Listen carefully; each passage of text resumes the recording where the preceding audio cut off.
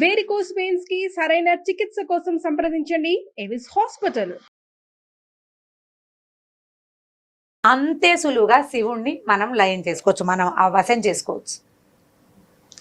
ఈయన పాలించేవాడు కాదు, ఈయన క్రమశిక్షణలో పెట్టాల్సిన అవసరం లేదు, అసలు ఇచ్చేస్తాడు నీకు ఏది కావాలంటే అది, ఎలా కావాలంటే అట్లా. నువ్వు అడగటమే ఆలస్యం. అక్కడ రాక్షసుడా మంచివాడా అని కూడా దేవుడా అని చూడరు. మంచి చెడు వీడు నాకే కీడు చేస్తాడేమో అన్న ఆలోచన ఉండదు. వాడు అడిగాడు, ఈయన ఇచ్చేసాడు.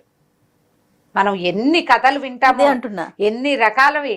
ఇప్పుడు ఇంచుమించు ఆయన ఇచ్చిన వరాలన్నింటినీ సాటిస్ఫై చేయడానికి విష్ణుమూర్తే వస్తూ ఉంటాడు ప్రతిసారి.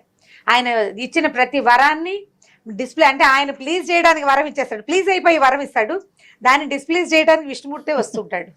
మరి ఎవరో ఒకళ్ళు రావాలి. అవును, ఇలాంటి కథలే మనకి కనిపిస్తూ ఉంటాయి. శివుడు సులభ సాధ్యుడు, తేలికగా వశం చేసుకోవచ్చు. భక్తి భావం ఉంటే చాలు, నువ్వు గనక సజావైన ప్రవర్తన కలిగి ఉన్నావు అనుకుందాం. ఇప్పుడు నువ్వు దుర్మార్గుడు అయినా నీకు శివుడు పలుకుతాడు. సజావైన ప్రవర్తన కలిగి ఉంటే అది నీకు ప్లస్ అవుతుంది. అవును, ఆయన నీకు వరాలు ఇచ్చేస్తాడు. ఈ వరాలను ఇంకొకళ్ళు వచ్చి చెడగొట్టకుండా ఉండాలంటే నీకు సత్ప్రవర్తన కావాలి. అంటే మన ఆలోచన విధానం సజావుగా ఉండాలి, దుర్మార్గపు ఆలోచన ఉండకూడదు. ఇప్పుడు ఈ శివరాత్రి నాడు అభిషేకాలు చేస్తాం, అర్చన చేసుకుంటాం, ఉపవాసం చేస్తాం, తర్వాత ఏమో జాగారం చేస్తాం. ఎవరెవరు ఉపవాసం చేయాలి, ఎవరెవరు ఉపవాసాలు చేయకూడదు. గర్భిణులు, చిన్నపిల్లలు, వృద్ధులు ఉపవాసం చేయకూడదు. ఓకే. ఒకవేళ పెద్దవాళ్ళు మేము ఉపవాసం ఉండదలుచుకున్నామంటే తేలికపాటి ఆహారంతో ఉండొచ్చు. పిల్లలకి ఈ నియమం ఉండదు. ఒకవేళ అన్నానికి భిన్నం తినచ్చని పెద్దవాళ్ళు చెప్తుంటారు. అన్నం కాకుండా పొద్దున ఇడ్లీ పెట్టండి, మధ్యాహ్నం ఉప్మా పెట్టండి, రాత్రి ఇంకొకటి ఏదో పెట్టండి. అన్నం కాకుండా ఆహారం తీసుకోవచ్చు. కొంచెం ఓపిక ఉండి ఉపవాసం ఉండగలిగిన వాళ్ళు ధారాళంగా ఉపవాసం ఉండొచ్చు. కానీ అనారోగ్యంగా ఉండేవాళ్ళు టాబ్లెట్ వేసుకోవాలి, బీపీ వస్తుంది, లేదా షుగర్ ఉంది, ఇంకోటి ఏదో థైరాయిడ్ ఉంది, యాసిడిటీ ఉంది, వీళ్ళంతా ఉపవాసం చేసి ఎలాగోలా కష్టపడి ఎప్పుడెప్పుడు ఈ రోజు గడిచిపోతుందా అని ఆతృతతోటి ఎదురు చూడకుండా, ఆ ఎదురు చూస్తే శివుడు రాడు, మనకు నీరసం వస్తుంది. చక్కగా ఎంతో కొంత తిని వేళకి కొద్దిగా ఏదైనా ఆహార పదార్థం, పళ్ళ లాంటివి తీసుకోవచ్చు, దుంపలు తీసుకోవచ్చు. చిలకడ దుంపలు బ్రహ్మాండంగా ఉంటాయి. చిలకడ దుంపలు పాకం చెప్పాం మనం. అవునండి. ఆ చిలకడ దుంపలు తీసుకోవటము, కొన్ని రకాల పుచ్చకాయలు అవి దొరుకుతాయి, కొన్ని పళ్ళు తీసుకుని శ్రద్ధగా చేసుకోండి. ప్రధానమైనది ఏంటంటే ఈ రోజున దుర్భాషలాడద్దు,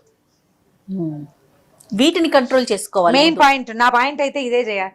ఎవరిని తిట్టద్దు, పోట్లాడద్దు, హక్కుల కోసం పోరాటం చేయదు. క్యూలో పక్క వాళ్ళు క్యూలో లేరని కూడా పోట్లాడకండి, క్యూ ఫాలో అవటం లేదని కూడా పోట్లాడద్దు. అస్సలు దుర్భాషలు ఆడకండి. సాధ్యమైనంత నమశివాయ మంత్రాన్ని, పంచాక్షరిని జపించడానికి చూడండి. ఏదైనా పొరపాటు జరిగితే శివ అని శివుణ్ణి తలుచుకోండి.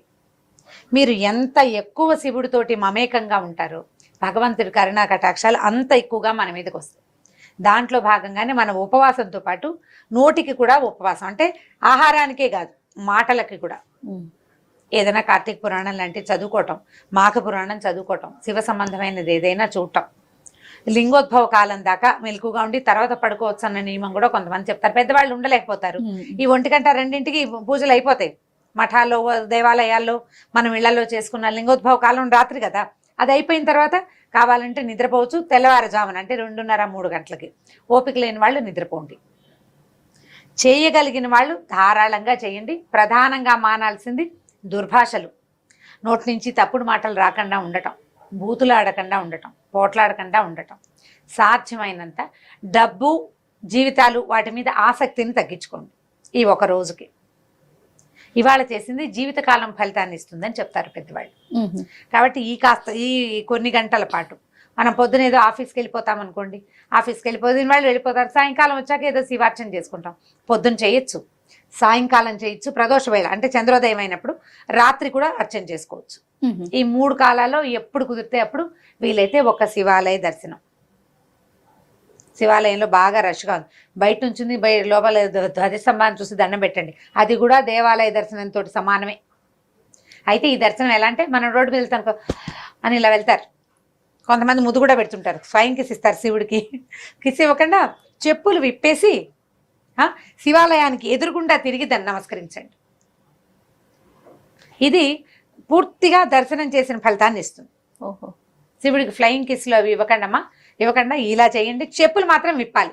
బండి మీద ఉన్నాం, బండి ఆపుకోండి కార్ బయట, ఈ గుడి బయట ఓ పక్కన పెట్టండి, గుడి ఎదురుకుండా రండి, చాలా రష్ ఉంది, మీకు టైం లేదు, చక్కగా ధారాళంగా మనస్ఫూర్తిగా నాయన ఇక్కడి నుంచే దండం పెట్టినాను దీన్ని స్వీకరించమని ఒక దండం పెట్టుకోండి.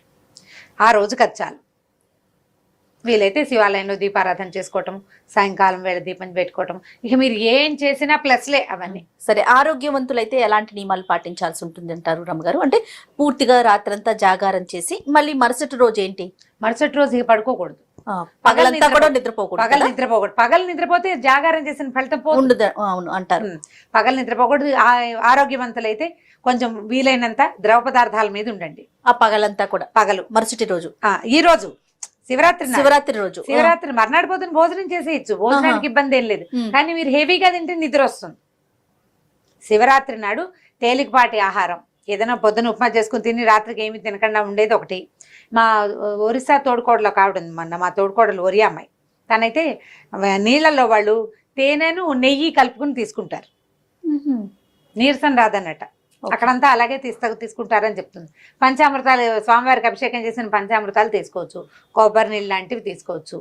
ఏదైనా ఇప్పుడు ఈ ద్రవ పదార్థంతో ఉంటే ఇది మనకి శివుడితోటే కాదు మన ఆరోగ్యానికి కూడా మంచిదే. పూర్తిగా వాటర్ థెరపీ అయిపోతుంది చక్కగా. లేదా అలా ఉండమంటే ఇలా ఉండండి శ్రద్ధగా, ఎలాగైనా సరే. మర్నాడు పగలు పడుకోకూడదు, మర్నాడు రాత్రి వరకు నిద్ర ఆపుకోవాలి. కాబట్టి పగలు తేలిగ్గా తినండి, లైట్ గా, మరి హెవీగా తినబోకండి. హెవీగా తింటే నిద్ర వస్తుంది అంతే. అది సాధారణంగా జరిగేదే. ఇప్పుడు ఏకాదశి ఉపవాసం ఉంటామా, ద్వాదశి నాడు హెవీగా తినేస్తే కళ్ళు మూతలు పడిపోతుంటాయి, తినకూడదు అంటారు. ఒక కథ చెప్పారు కదా, ఇంకొకటి ఎట్లా వచ్చింది రమ్మగారు? శివపార్వతుల కళ్యాణం అనేది ఎట్లా? ఇప్పుడు దీని రోజునే, ఇప్పుడు మన శివరాత్రి నాడే శివపార్వతుల కళ్యాణం చేస్తారు జయ. లింగోద్భవ పూజ ఎట్లా చేసుకుంటారో అట్లా శివ కళ్యాణం, గౌరీ కళ్యాణం చేయటం ఒక విధానం. ఇప్పుడు మనకంటే కర్ణాటక వైపు హెచ్చుగా గౌరీ కళ్యాణం చేస్తారు. ఇప్పుడు తర్వాత కాలంలో మన దగ్గర కూడా కనపడుతుంది, శ్రీశైలంలోనూ అక్కడ చేస్తారు. అవును, ఈ గౌరీ కళ్యాణం చేసిన రోజే ఇది జరిగిందని, అంటే గౌరీ కళ్యాణం అయ్యింది, తర్వాత కాలంలో మళ్ళీ అదే సమయంలోనే ఈ అగ్నిస్తంభ రూపంలో శివుడు దర్శనం ఇచ్చాడని చెప్తారు, ఐతిహ్యం. అంతే కథ చెప్తారు. ఇప్పుడు నేను అనుకుంటాను శివ కళ్యాణానికి వేరే ఇంకా ఎప్పుడూ చెయ్యరు, శివరాత్రికే హెచ్చుగా చేస్తారు. అవును, అందుకని బహుశా ఇప్పుడు చేస్తారు కాబోలని అనిపిస్తుంది. దానికి ప్రత్యేకంగా కథగా అయితే చెప్పబడలేదు, మన పురాణాల్లో ఎక్కడా లేదు. 2 వాక్యాల్లో చాలా చోట్ల ఇది చెప్తుంటారనమాట, శివ కళ్యాణం జరిగిన రోజే ఇది అని. ఇంకొకటి చెప్పారు, శివుడు హాలాహలాన్ని స్వీకరించిన రోజు అని కూడా ఒక ఐతిహ్యం ఉంది. శివుడు హాలాహలం అంటే క్షీరసాగర మథనం. అప్పుడు క్షీరసాగర మథనం రోజున ఈయన ముందు హాలాహలం వచ్చింది, ఈయన హాలాహలం తీసుకున్నాడు, తర్వాతే అమృతం వచ్చింది.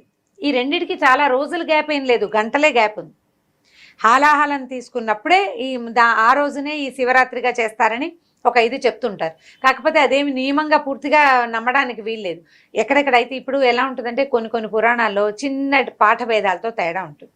మనం కార్తీక పురాణం ఫాలో అవుతాం. కార్తీక పురాణంలో చెప్పబడినదైతే అగ్నిస్తంభ దర్శనమే చెప్తారు, లింగోద్భవమే. ఆయన పూర్తిగా సాకారంగా లింగ రూపంలోనే అట్లా అగ్నిలింగంతో లాగా కనిపించాకే సదాశివుడు. శివుడు అంటే మన పురాణాల ప్రకారం ఏంటంటే వీళ్ళు 3 రూపాలు కదా, బ్రహ్మ విష్ణు మహేశ్వరులు. వీళ్ళకి అమ్మవారే వీళ్ళ ముగ్గురిని, అంటే శక్తి ముగ్గురిని సృష్టించిందని మనం చెప్పుకుంటాం. అవును, శక్తితో పాటు ఎప్పుడు శివుడు ఉన్నాడని, ఆయన్నే సదాశివుడు ఉంటాడు అంటారని చెప్తారు. పరమశివుడు వేరు, సదాశివుడు వేరు. శక్తితో కలిసి ఉంటాడు శివుడు, ఆయన సదాశివుడు. మన శరీరం లోపల కూడా చక్రాల్లో ఒక చోట అమ్మవారితో కలిసి సదాశివుడు ఉంటాడని చెప్తారు. అవును, ఇప్పుడు అమ్మవారితో కలిసి ఉండే సదాశివుడు వేరు, అమ్మవారి చేత సృష్టించబడిన త్రిమూర్తులు వేరు. పరమశివుడు సదాశివుడిలో చిన్న తేడాలు ఉన్నాయి. ఇప్పుడు శక్తి అంటే పార్వతీమాతే కదా రమ్మగారు? అదే ఇప్పుడు చెప్తారు. ఆ తర్వాత మళ్ళీ వీళ్ళలో నుంచి 3 శక్తుల్ని ఉద్భవింపజేశారు, లక్ష్మి, సరస్వతి, లక్ష్మి, పార్వతి, వాళ్ళు ముగ్గురు. ఈ త్రిమూర్తులకి 3 అంశాలుగా అమ్మవారి అంశే 3 రూపాలుగా వచ్చినాయి. వీళ్ళ ముగ్గురికి జోడీగా 3 రూపాలని సృష్టించబడ్డాయి వాళ్ళు ముగ్గురు. ఈ మొత్తం 6 రూపాలకి మనం కొలిచే ఈ 6 శక్తులకి ఆది రూపం అమ్మవారు, అది ప్రకృతి శక్తి. ఇప్పుడు ఇది ఎలా ఉంటుందంటే మనం దాంట్లో నుంచి ఇది వచ్చిందా, దీంట్లో నుంచి ఇది వెళ్ళిందా అనేది మనకు ఒక కన్ఫ్యూజన్ ఉంటూనే ఉంటుంది. బాగా పెద్దవాళ్ళు ఎవరైనా చెప్తే ఇది ఇంకా కొంచెం వివరంగా అర్థమవుతుంది. మొత్తం శక్తి అంతా ఒక ఏకరూపం అని, ఆద్య శక్తిని, ఆవిడ అది స్త్రీ రూపం అని, లలితాంబిక అని చెప్తారు. అక్కడి నుంచి ఏర్పడిన 3 రూపాలు త్రిమూర్తులు. వారికి జోడీగా ఏర్పడిన త్రిశక్తులు అమ్మవార్లు. ఈ 6 రూపాల ఏకరూపమే లలితాదేవి. ఇప్పుడు లలిత వేరు పార్వతి వేరు అనే డిఫరెన్స్ ఉంది కదా. అవును. పరమేశ్వర పత్ని పార్వతి, లలితని పరమేశ్వర పత్నిగా చెప్పరు. లలిత ఆద్యశక్తి. ఇప్పుడు ఆవిడతో పాటు కూడా శివుడు ఉంటాడు. ఆవిడ పరమశివ పర్యంక నిలయ అని చెప్తారు. అమ్మవారు శివుడి మీద కూర్చుని ఉన్న అమ్మవారి పిక్చర్లు మనం చూస్తాం. స్తోత్రాల్లో కూడా అలాగే ఉంటుంది. పరమశివ పర్యంక నిలయ అంటే పరమశివుడే పర్యంకంగా, అంటే ఆవిడ కూర్చోటానికి మంచంగా ఉన్నాడు.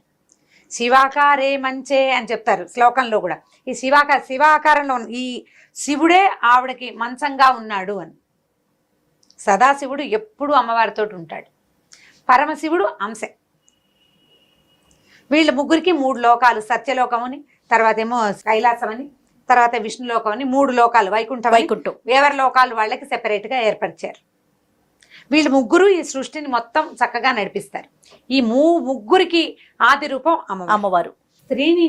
స్త్రీ శక్తి నుంచే ఇదంతా వచ్చింది, మొత్తం సృష్టి అంతా. గోల్డ్ అని చెప్పి మనం ఈ ఇక్కడి నుంచి మొదలుపెట్టి శివరాత్రి నుంచి మొదలుపెట్టి శక్తి దాకా వెళ్ళిపోయాం. నాకు ఈ సందేహం అయితే అసలు ఎప్పటి నుంచో రమ్మగారు, ముగ్గురు ఎక్కడి నుంచి వచ్చారు, కానీ శక్తే కదా ప్రధానం, శక్తిలో నుంచే వచ్చారని నివృత్తి అయింది అనమాట. ఈ రోజు నాకు ఇంకా బాగా మనం ఇంకా ఎవరైనా పెద్దవాళ్ళతో ఈసారి ఇంటర్వ్యూలు చేసేటప్పుడు ఇంకా పెద్దవారిని ఎవరినైనా ఇది ఇంకా బాగా ఎక్కువ అంటే అష్టాదశ పురాణాలు చదివేసి అవపోసన పట్టిన పెద్దవాళ్ళు మనకు చాలా మంది ఉన్నారు మహానుభావులు.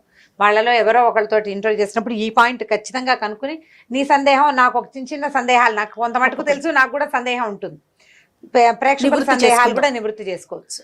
రైట్ రమ్మ గారు, ఈ శివరాత్రి రోజు అందరూ భక్తి భావంతో ముందుకు వెళ్ళాలని, ఆ శివుడి అనుగ్రహం పొందాలని, పొద్దు నుంచి సాయంత్రం దాకా ఉపవాసం ఉండగలిగే వాళ్ళు ఉండి, ఉండలేని వాళ్ళు ఏదో కొద్దిగా తినైనా సరే మీరు చేయగలిగిన ఉపవాసం ఏంటంటే నోటిని కంట్రోల్ చేసుకోవడం. అది ఆ నియమాన్ని పాటించాలని కోరుకుందాం. నమస్తే రమ్మ గారు. నమస్తే.